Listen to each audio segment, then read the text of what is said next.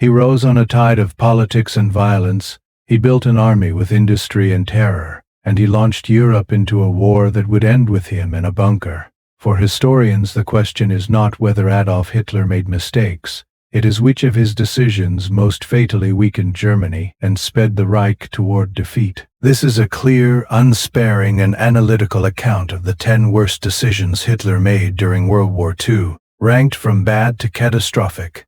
Each entry explains what he did, why he did it, and how that decision changed the strategic balance in ways Germany could not recover from. Read plainly without euphemism. These decisions show a pattern. They reveal a leader who mixed ideological obsession with operational impatience, who trusted intuition over expertise, and who repeatedly put political aims and personal pride over sound military judgment. The result was a chain of errors that, taken together, cost Germany the war.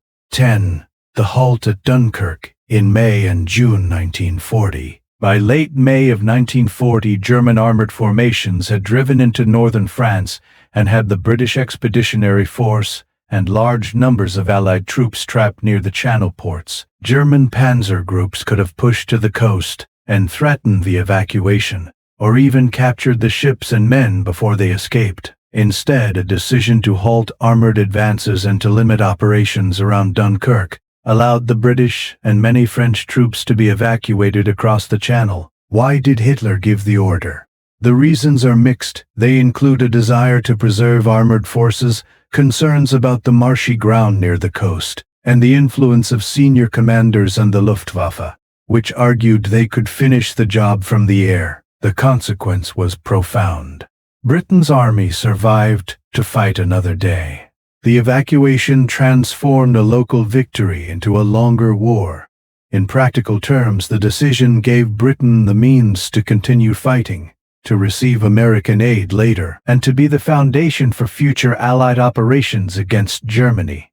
What seems like mercy or caution on the surface was actually a strategic blunder, because it kept the principal enemy in the war, and that single preservation of manpower and morale had ripple effects that Germany could not later reverse. 9.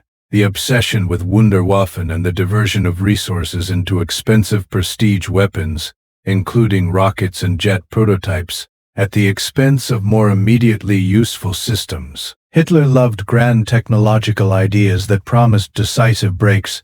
He wanted rockets, long-range missiles, and superweapons that would frighten enemies and change the course of battle with a single stroke. The V-2 rocket, the Me-262 jet fighter, and related projects absorbed scarce materials, skilled engineers, and production capacity. In a war decided ultimately by numbers of tanks, artillery pieces, ships and trainloads of fuel, misallocating industrial capacity to costly marginal systems weakened the Wehrmacht over time. The V-2 terrified civilians in London, but it did not change the logistics on the Eastern Front, or replace lost tanks. The jet fighter might have offered tactical advantages, but production, maintenance, and pilot training were not organized fast enough to reverse the overall deficit. The practical lesson is blunt. In total war, the highest return comes from mass production and reliable logistics, not from miracle weapons that arrive too late or in numbers too small to matter. 8. The failure to allow military professionals to operate without political interference. Over time, Hitler moved away from trusting his generals. He purged, sidelined, or undermined many commanders and increasingly micromanaged operational decisions. This pattern damaged initiative at the front. Armies need flexible, rapid decisions made near the fighting by officers who understand the local reality, by centralizing decision-making in Berlin, and by making choices based on political or ideological criteria rather than military logic. Hitler slowed responses, caused confusion, and prevented effective adaptation. Operational micromanagement meant that commanders who saw opportunity could not always seize it, and that mistakes could not be corrected quickly. The structural cost was cumulative. When logistical crises arose, or when fronts required rapid maneuver, German forces could not match the agility that decentralized command would have allowed. This slow strangulation of professional military judgment helped turn battlefield setbacks into strategic defeats. 7. Failing to fully prioritize the Battle of the Atlantic early and invest coherently in a sustainable submarine campaign while solving technical problems with torpedoes and logistics. Germany's U-boat arm came close to strangling Britain in several phases, but systemic issues hampered its overall effectiveness. Early torpedo failures, inadequate training rotations, and mismanagement of production and escort countermeasures reduced the initial advantage that stealthy submarine warfare could offer. At times, German policy and technical failures meant the U-boats were not always used to their best strategic effect. Meanwhile, Allied advances in anti-submarine warfare, convoy systems, and air patrols gradually turned the tide. The missed opportunity is not in theory but in execution. A more disciplined, better supplied and technically resolved U-boat campaign might have prolonged the struggle over Britain's lifelines and delayed Allied preparations, altering the strategic tempo. Instead, the mixed priorities and technical failures left Germany unable to use sea power as the decisive tool it might have been.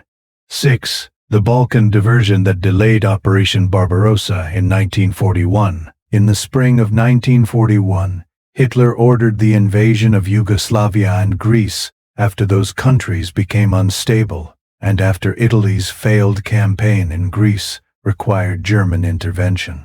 That diversion forced a delay in the launch of the invasion of the Soviet Union by several weeks. In the climate of a northern European summer, even a few weeks can be decisive. The later start shortened the time available to capture key objectives before the onset of autumn rains and the brutal Russian winter. The obvious consequence was strategic. The Germans lost precious campaigning time that might have been used to press deeper before weather degraded movement and logistics. The Balkans operation may have seemed necessary to secure a southern flank and to help an ally, but the side effect was to shorten the operational window against the Soviet Union and to reduce the margin for error. The decision shows how peripheral aims and responses to crises outside a primary objective can bleed time and advantage from a central plan. 5.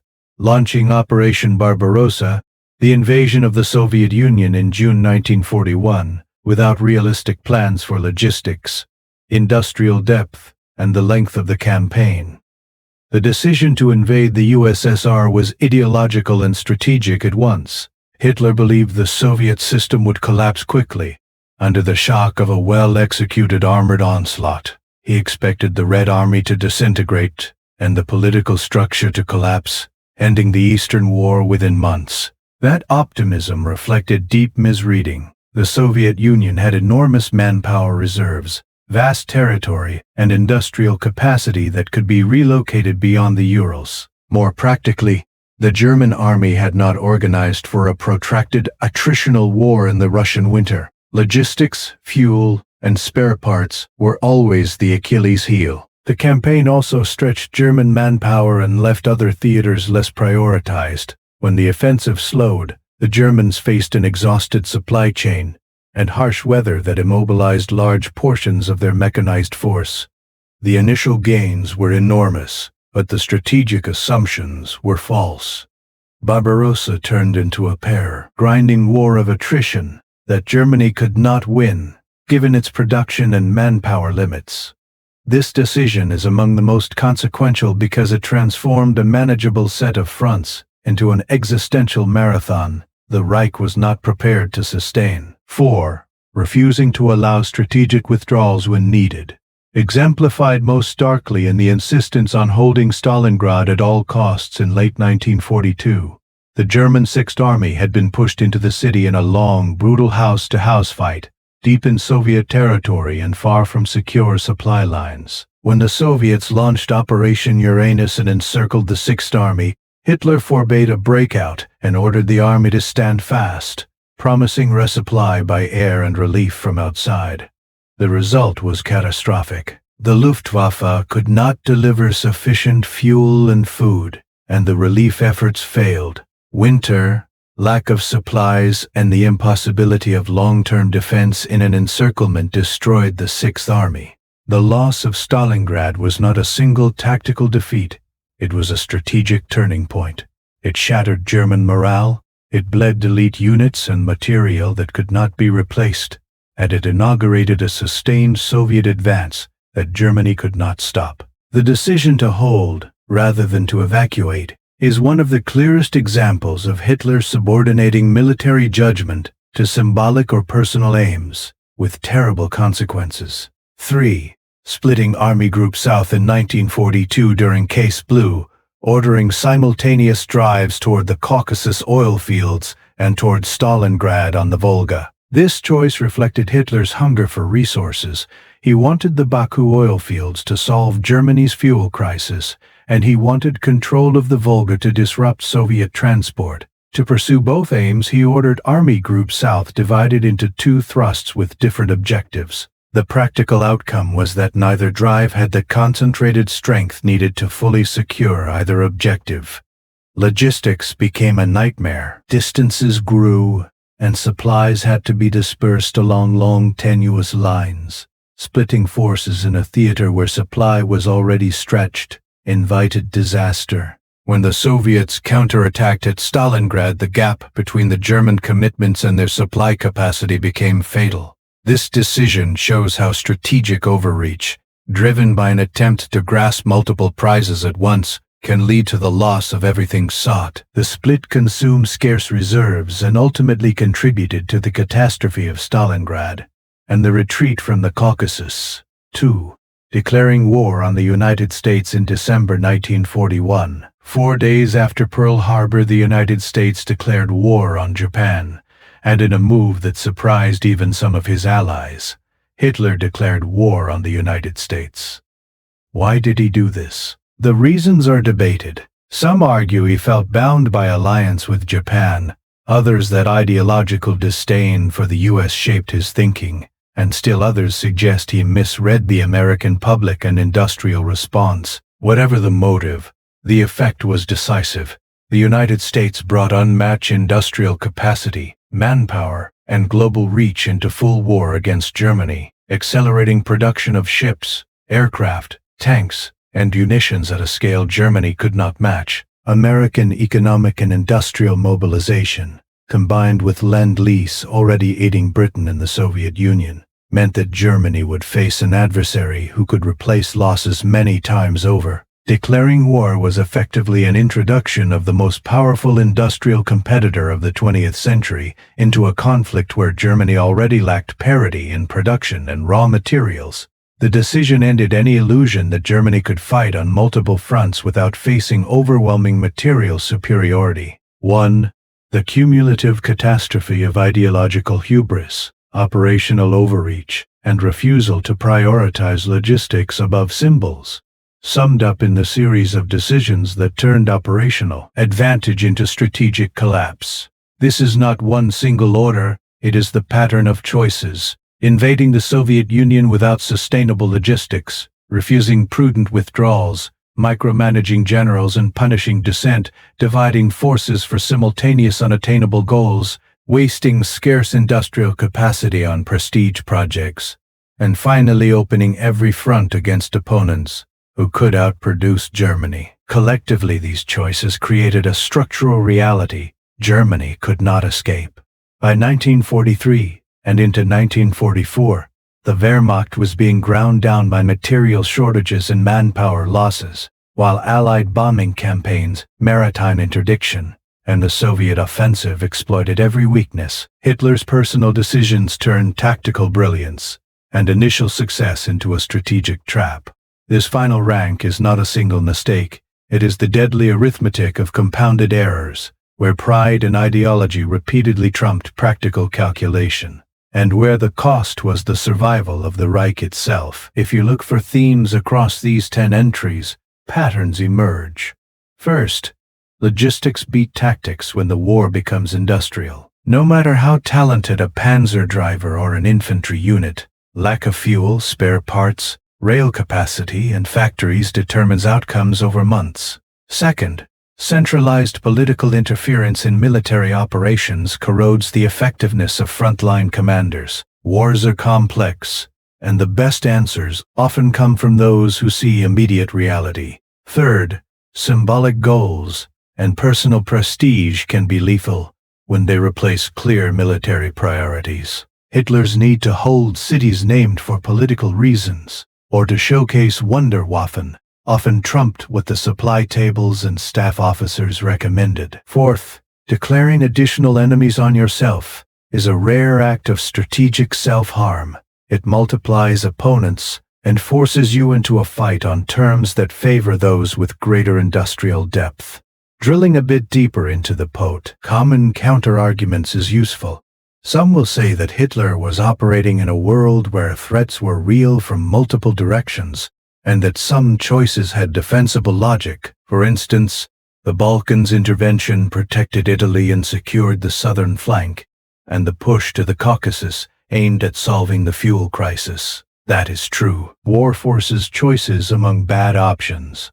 But the problem is not that Hitler made difficult choices. It is that he repeatedly chose to attack more than he could sustain, and he clung to symbolic victories rather than retreating to fight another day. Strategic prudence would have conserved resources and concentrated force where decisive advantage was achievable. Repeatedly, he did the opposite. That is the core of the judgment. Another defense is to suggest that Germany's defeat was inevitable because of Allied industrial superiority. There is truth there as well. The United States and the British Commonwealth had far greater capacity to produce war material. Even so, decisions like not crushing the British Army at Dunkirk, misallocating resources to ultra-expensive projects, or mismanaging the U-boat campaign produced opportunities the Allies exploited. Superior industrial power may be decisive in the long run, but strategic blunders shorten the time it takes for that superiority to become effective. In essence, bad decisions accelerate inevitable outcomes. It is also worth dissecting the personal psychology behind many of these choices. Hitler's ideological contempt for perceived enemies, his belief in dramatic solutions, and his distrust of professionals all explain specific choices. Leaders who are emotionally invested in certain outcomes will make decisions to satisfy those needs, even when they run counter to rational military planning. This is not abstract. It works through the chain of command, altering orders, punishing dissent, and encouraging risk-seeking. When a leader's narrative about destiny becomes a substitute for strategic calculation, the costs mount. Lessons for students of strategy are straightforward. First, align goals with means. If your industrial base cannot produce the tanks and fuel your doctrine requires, then do not commit to a plan that depends on such production. Second, maintain command flexibility. Allow commanders who see the field to act within a framework. Third, prioritize logistics ruthlessly. It is better to have fewer well-supplied and sustainable forces than many poorly supported ones. Fourth, do not ally symbolic or political ambitions to military necessity without rigorous analysis. Finally, the moral dimension must not be lost. Hitler's decisions were not merely technical errors, they served a genocidal regime whose actions were crimes against humanity. Assessing the strategic costs of his mistakes cannot be separated from the larger moral catastrophe his policies represented.